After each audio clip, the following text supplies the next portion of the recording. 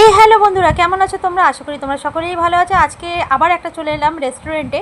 আর এই রেস্টুরেন্টটা খুব ভালো রেস্টুরেন্ট। এটা আছে পুলিশ লাইনে একেবারে অপোজিটে সম্প্রীতি রেস্টুরেন্ট। এখানে আমরা অনেকবার এসেছি। এখানকার খাবার দাবার খুব ভালো। তোমরা যারা আসানসোলে আছো তারা তো অবশ্যই এই রেস্টুরেন্টটা জানো। এই দেখো ভেতরের অ্যাম্বিয়েন্সটাও খুব সুন্দর। এই যে দেখতেই পাচ্ছ এখানে কিচেনে রান্না চলছে।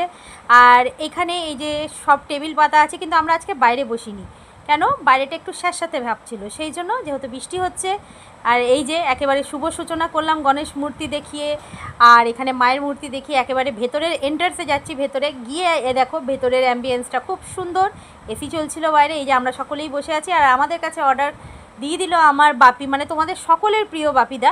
এই যে আজকে দেখতেই পাচ্ছ আলু পরাঠা আমরা আজকে অর্ডার করেছিলাম, আর করেছিলাম চিলি চিকেন, আর সাথে ছিল এগ তারকা, আর সাথে তো একেবারে বৃষ্টির রাতে স্যালাড সস দিয়ে ভেজা, একেবারে সস চাটনি সব কিছু, কাঁচা লঙ্কা পেঁয়াজ সব দিয়ে আজকে খেতে বসে গেছি।